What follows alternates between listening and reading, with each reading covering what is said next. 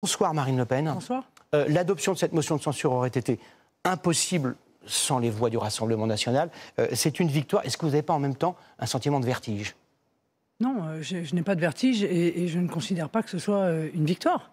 Je considère que nous avions un choix à faire et le choix que nous avons fait, c'est celui de protéger les Français. M. Barnier avait fait 3 promesses. Il avait fait la promesse de la justice fiscale. Il a présenté un budget 40 milliards d'impôts supplémentaires. Il avait fait la promesse de la maîtrise des comptes publics. Le déficit était aggravé. Il avait fait la promesse de co-construire le budget avec les oppositions. Et il n'a pas entendu les oppositions quand il a construit son budget. Par conséquent, ce budget était toxique pour les Français.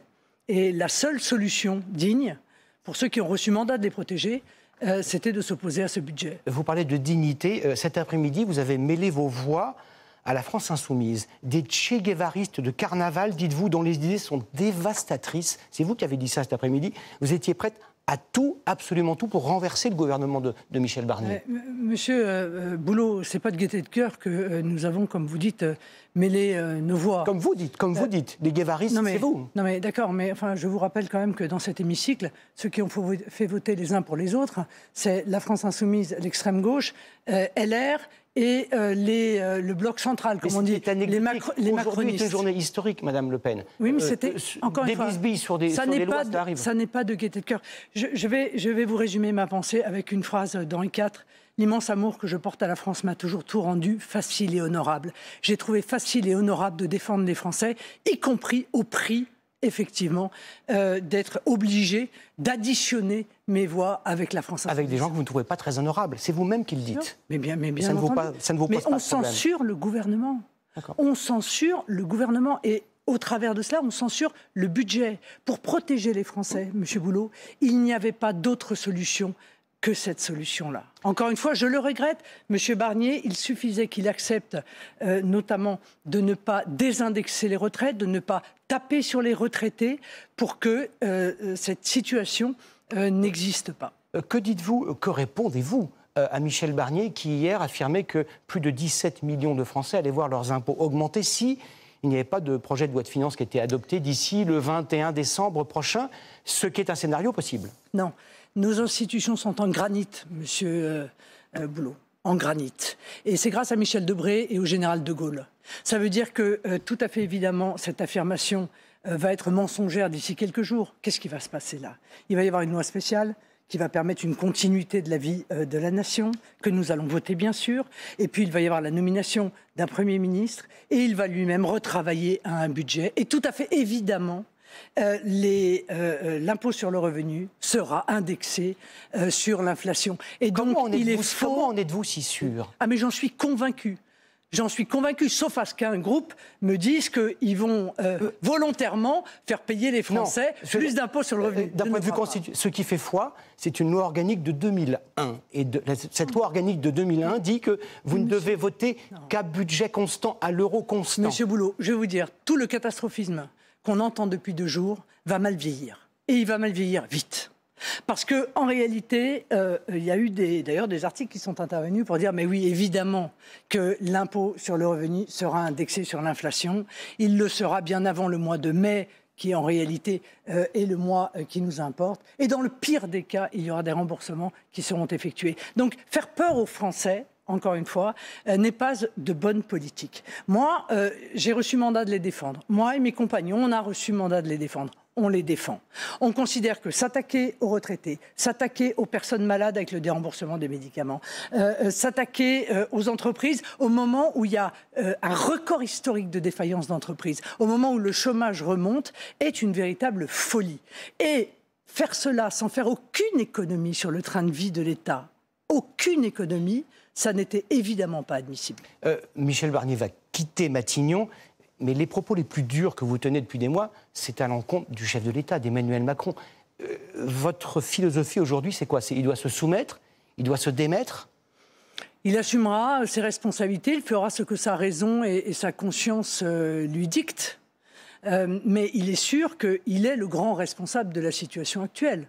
Car en réalité, tant la dissolution que la censure sont la conséquence des 7 années du macronisme, de cette rupture considérable qui s'est faite jour entre les Français et le président de la République.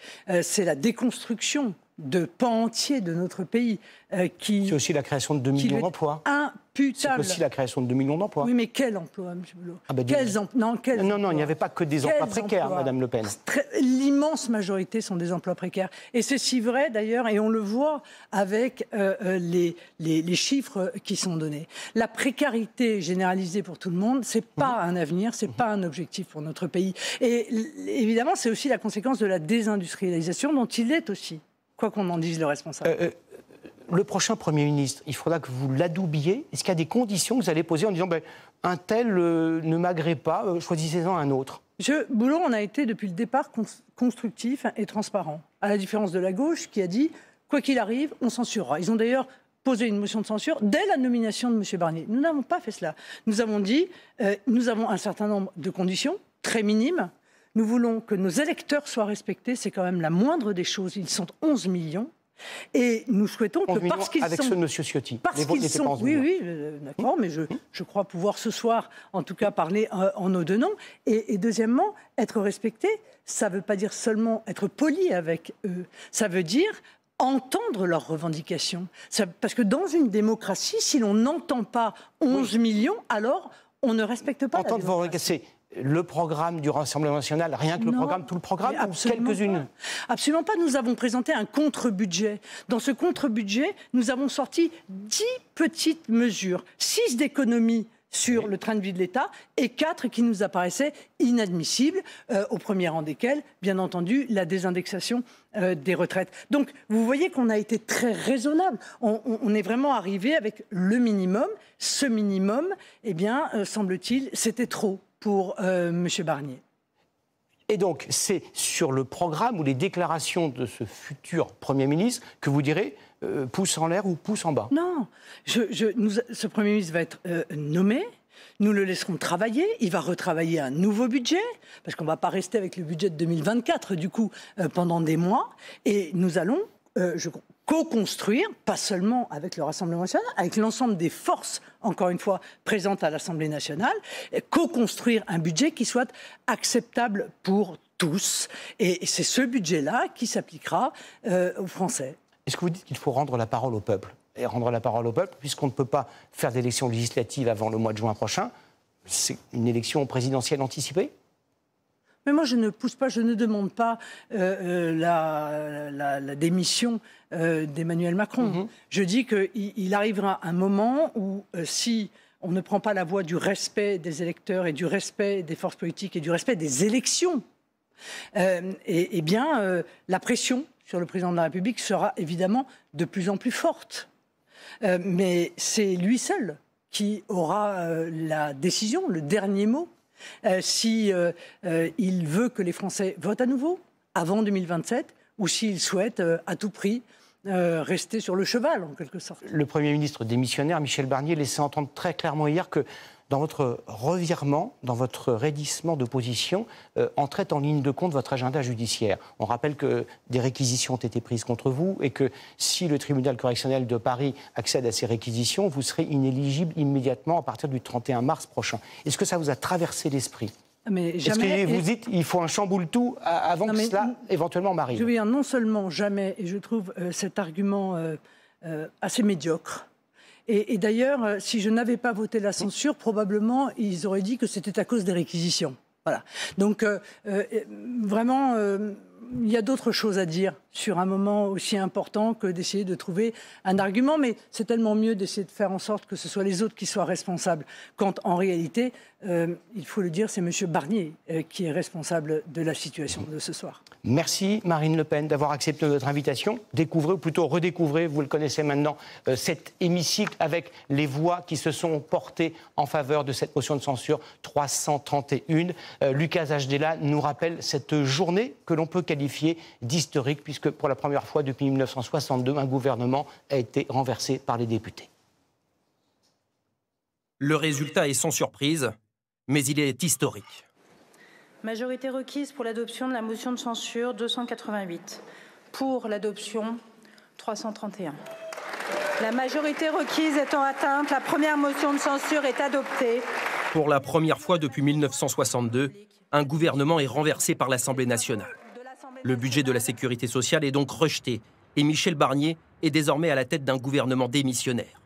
Un résultat aussitôt salué par le nouveau Front populaire. Enfin, le gouvernement Barnier est tombé, ainsi que son budget violent. Censurer Barnier, c'est respecter le vote des Français, c'est respecter la souveraineté du peuple. Il revient à présent à Emmanuel Macron de désigner un successeur à Michel Barnier. Le président est rentré ce soir à Paris après un déplacement en Arabie Saoudite. Il a déjà fait savoir qu'il souhaitait une nomination dans les prochains jours. Voilà, c'est la fin de ce journal. Demain, à la place de Marine Le Pen, notre invité du jour, nous recevons le chef de file de LFI, Jean-Luc Mélenchon, sur SCI, tout de suite et en direct, bien sûr. Vous pouvez suivre cette soirée historique dans une édition spéciale sur le canal 26, tout de suite sur TF1.